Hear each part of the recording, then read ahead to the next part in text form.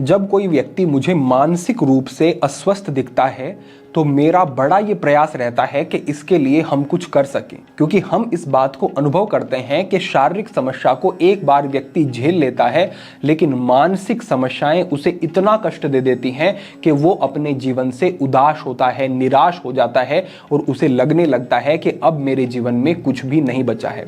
वो अपने जीवन को दूसरों के जीवन से कंपेयर करना, तुलना करना शुरू कर देता है और सोचने लगता है कि मुझसे बेहतर तो ये सारे लोग हैं, मुझसे बेहतर तो हर वो व्यक्ति भी है जिसके पास कुछ भी नहीं है, जो बहुत निर्धन भी है, जिसके पास कोई संसाधन नहीं, मुझसे ठीक तो वो भी है क्योंकि वो मानसिक रूप से स्वस्थ तो है, प्रसन्न तो है, वो हंस तो सकता है, वो खुश तो रह सकता है, मेरी तो हंसी भी बनावटी होती जा रही है। इस प्रकार की स्थितियों में वो पड़ने लगता है। फिर वो कोशिश करता है कि वो कुछ चीजें लेकर के आए, उन चीजों से वो अपने आप को खुश कर सके, लेकिन यहाँ उसे और अधिक निराशा और हताशा का सामना करना पड़ता है, क्योंकि वो चीजें भी जब उसे सुखी नहीं कर पाती हैं, खुशी नहीं दे पाती हैं, तो वो और तनाव में चला जाता है कि अगर मैं इन चीजों से भी खुश नहीं हो रहा हूं तो अब क्या होगा, अब मैं क्या करूं, अब मेरी स्थिति कैसे ठीक होगी। तो संसाधन उसे खुश नहीं कर सकते हैं, दूसरी कोई चीज उसे खुश नहीं कर सकती है, उसे जड़ पर काम करना होगा, मूल पर काम करना होगा और कुछ जरूरी बदलाव अपनी सोच में और अपने जीवन में करने होंगे, तभी उसका जीवन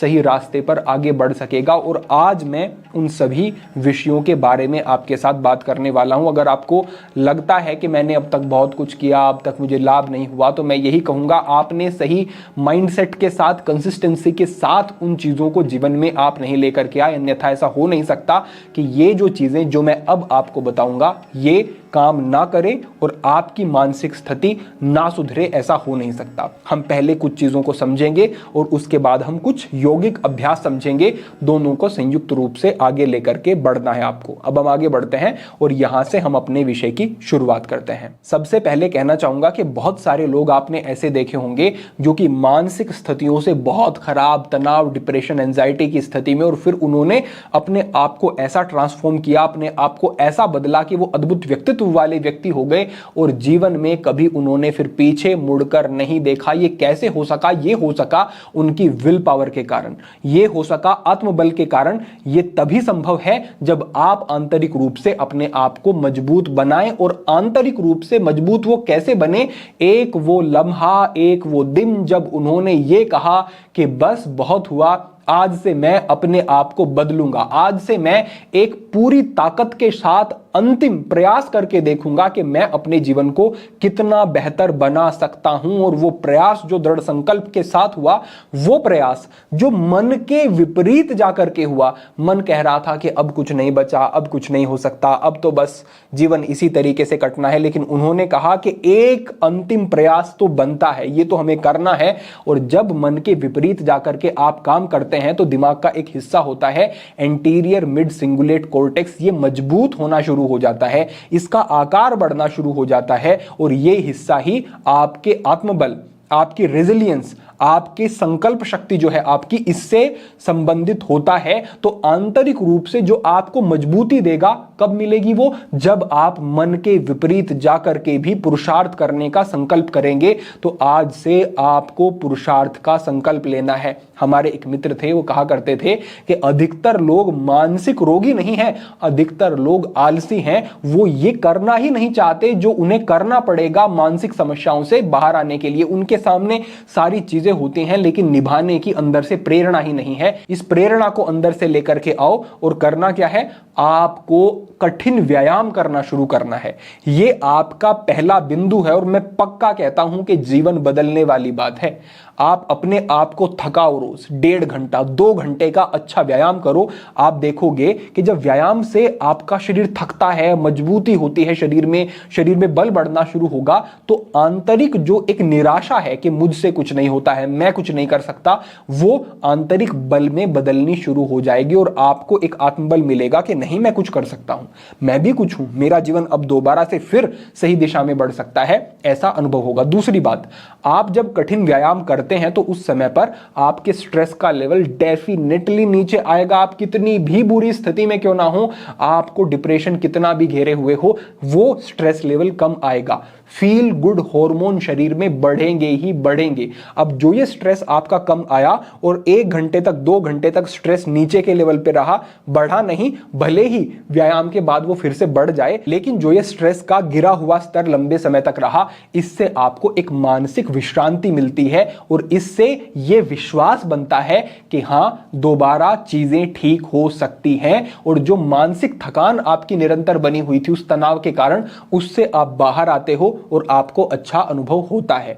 इस तरीके के प्रभाव व्यायाम से होंगे तो ये करना शुरू करो। आज से, अभी से संकल्प करो कि मैं व्यायाम को अपने जीवन का अभिन्न हिस्सा बनाऊंगा, बनाऊंगी, और इससे फिर बदलाव देखना किस स्तर पर आते हैं। व्यायाम किसी भी तरीके का हो, जो आपको ठीक लगे वो करें। योग करें, आप जिम में जाकर के व्यायाम करें, किसी स्पोर्ट एक्टिविटी में आप लगें, चाहे रनिंग आप करें, आपकी स्वतंत्रता है, लेकिन कुछ करना है, ये संकल्प करो अभी से। दूसरी बात है, आपको पंच महाभूतों के संपर्क में आना है। पंच महाभूत सभी प्राण शक्ति का एक बड़ा भंडार होते हैं। चाहे सूर्य है, चाहे जो हवा आप स्पर्श करते हैं, चाहे खुला आसमान है, चाहे भूमि पर आप नंगे पैरों चलते हैं। आप देख लें, आज बहुत सारी स्टडीज हैं जो कह रही हैं कि नंगे पैर आप भूमि पर चलें, आपका शरीर हील होना शुरू हो जाता है, एंटीऑक्सीडेंट शरीर में बढ़ने शुरू हो जाते हैं, इन्फ्लामेशन कम होनी शुरू हो जाती है, नींद बेहतर होनी शुरू हो जाती है, बड़े बदलाव होते हैं। ये पंच महाभूत जो हैं, इनके संपर्क में रहो। सुबह उगते हुए सूर्य के सम्मुख थोड़ी देर बैठो, खुले स्थान पर आप आकाश तत्व को अनुभव करो, वायु तत्व को अनुभव करो, आप नंगे पैर भूमि पर चलो और जब स्नान करो तो सर पे पानी डालते हुए ऐसा अनुभव करो कि सारी नेगेटिविटी इस पानी के साथ नीचे की तरफ जा रही है। इतना अनुभव करने मात्र से आपको बड़ा एक प्राण का भंडार मिल जाएगा और जब आप तनाव में होते हैं तो आपके अंदर एक एनर्जी की, प्राण शक्ति की कमी होती है, वो इन पंच महाभूतों से जब आपको प्राप्त होगी तो आप तनाव की स्थिति में कितना ही जा रहे हो, आप वहां से बाहर आने लगोगे, एक्टिव होने लगोगे, शरीर में और मन में एक ऊर्जा का संचार अनुभव होगा और आप अच्छा अनुभव करेंगे, पहले दिन से अच्छा अनुभव करेंगे। तो आप पंच महाभूतों के संपर्क में रहते हैं तो इससे आपके तनाव का स्तर निश्चित रूप से नीचे की तरफ आएगा। एक चीज और समझो आप, अक्सर मैंने देखा है कि किसी कारण की वजह से एक व्यक्ति के जीवन में तनाव आया, एक समय के बाद वो कारण जिससे तनाव आया था वो समाप्त हो गया, लेकिन उनके मन में एक डर पैदा हो गया कि कहीं फिर से वो तनाव की स्थिति ना बन जाए।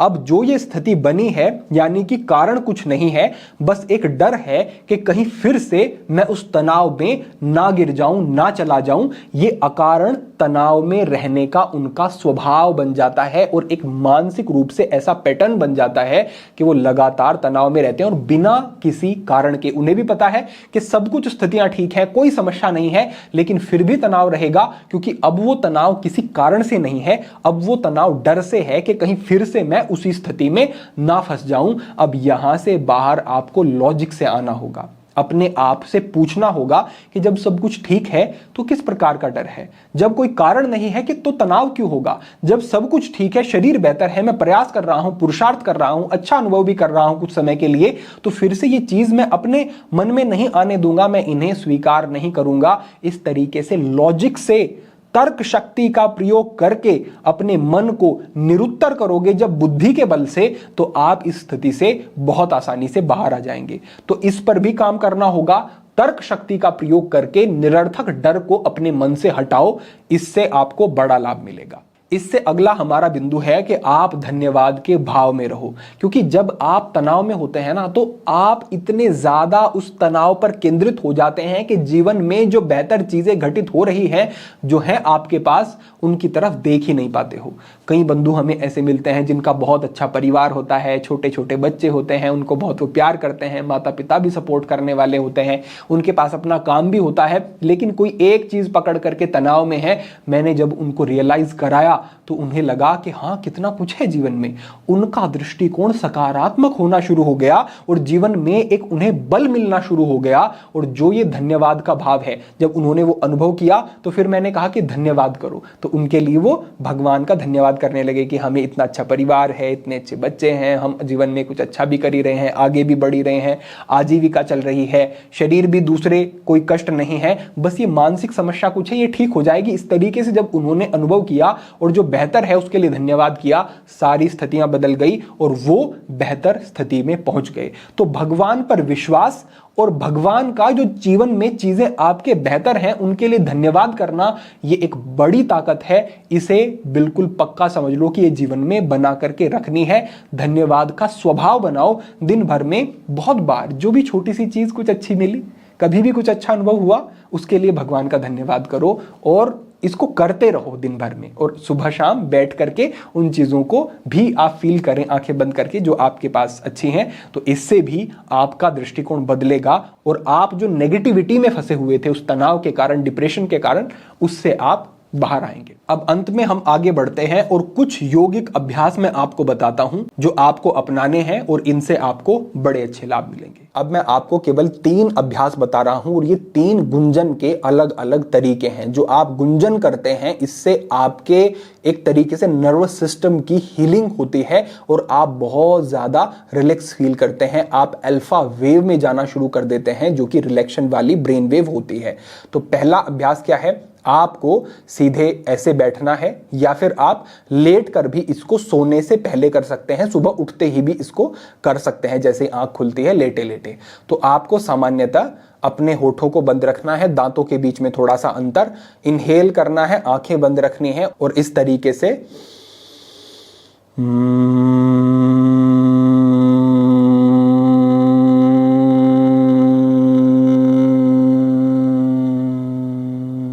ऐसे मैंने आपको एक बार करके बताया, आपको ये 10 से 15 बार करना है। आंखें बंद ही रखें।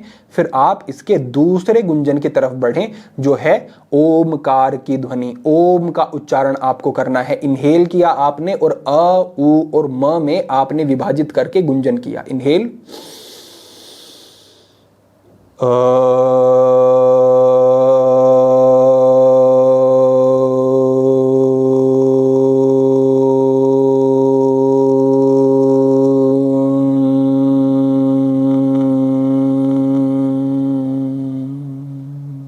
इस तरीके से ये गुंजन भी आपको 10 से 15 बार करना है। इससे अगला अभ्यास है कि आपको सिद्धासन की स्थिति में बैठना है।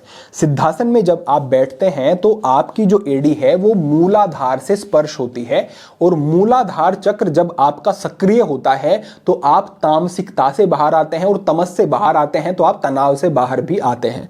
तो सिद्धासन की स्थिति में बैठे। सिद्धासन पर पूर्ण मार्गदर्शन चाहिए तो डिस्क्रिप्शन में वीडियो मिल जाएगी अलग से, वो साझा करवा देंगे हम, वो देख करके सिद्धासन का अभ्यास सीख लें। सिद्धासन में बैठे, कमर गर्दन देखी, हाथों से ज्ञान मुद्रा आपने बनाई और अपनी पूरी चेतना को जहां पीछे एड़ी स्पर्श हो रही है, यानी आपके जेनाइटल्स और एनस के बीच का जो स्थान है वो मूलाधार चक्र का स्थान है, वहां पर अपनी चेतना को लेकर के जाना है आपको और वहां पर एक लाल रंग का प्रकाश देखना है। अपनी मानसिक सजगता वहीं पर बनाए रखनी है और इनहेल करना है और बीज मंत्र लम का उच्चारण करना है कुछ इस तरीके से। लम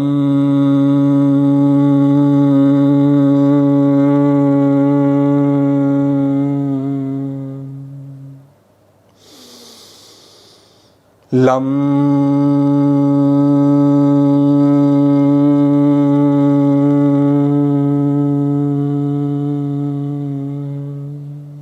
कुछ इस तरीके से बीज मंत्र लम का उच्चारण आपको निरंतर करना है। यहां पर जब ये आप करेंगे तो चेतना जो है वो मूलाधार से ऊपर बढ़नी शुरू हो जाती है और आपको एक विशेष ऊर्जा और विशेष शांति का अनुभव होता है। इसमें कोई हम सीमा नहीं कहेंगे कि 5 बार या 10 बार ही करना है, आप इसको लंबा भी कर सकते हैं। 5 मिनट तक, 10 मिनट तक लगातार इसको करते हैं तो बहुत अच्छा प्रभाव रहेगा। तो क्रम से हमने आपको ये 3 प्रकार के गुंजन कहे हैं। ये गुंजन आपको सुबह, शाम निरंतर करने हैं सोने से पहले, और सुबह उठ करके आप जब अपना व्यायाम आदि करें तब आपको करने हैं। इससे मानसिक समस्याओं में आपको बड़े लाभ मिलेंगे और आपको जैसे एक नया जीवन मिलेगा। ये मैंने आपको जो मार्गदर्शन अभी कहा, ये एक पूर्ण मार्गदर्शन है। मुझे नहीं लगता है कि जिस व्यक्ति ने इतना कुछ अनुभव कर लिया, ये सब अपने जीवन में वो ले आया, तनाव जीवन में बच जाए, ऐसा नहीं होगा। हाँ, अगर आप अविश्वास में कि पता नहीं होगा या नहीं, पता नहीं इससे मैं ठीक हो पाऊंगा या नहीं, इस प्रकार की स्थितियों में पड़ जाते हैं, फिर मैं नहीं कह सकता कि बदलाव कुछ होगा। लेकिन अगर विश्वास के साथ सारी चीजों को एक साथ किया आपने, तो बड़ा बदलाव जीवन में होगा, ये आप निश्चित समझें। तो क्रम से सारी चीजों को समझ करके लिख लें सारी चीजों को और जीवन में लेकर के आएं, और फिर देखें कि किस तरीके से आप तनाव से बाहर आते हैं और कितना सुंदर आपका जीवन हो जाता है। बस अंत में यही कहूंगा कि परमात्मा को याद रखें, भगवान से अपने मन को जोड़ें, आप जो जीवन में कर सकते हैं वो करें, और शेष सब परमात्मा पर छोड़ करके रिलैक्स रहें, शांत रहें, आनंदित रहें। ये आपको निश्चित रूप से करना है। तो आज के लिए आपके लिए यही मार्गदर्शन था, यही प्रेरणा थी। भविष्य में अन्य महत्वपूर्ण विषयों पर मार्गदर्शन होता रहेगा। सभी के लिए प्रार्थना, सभी के लिए मंगल कामना। आज के लिए इतना ही। ओम नमः शिवाय।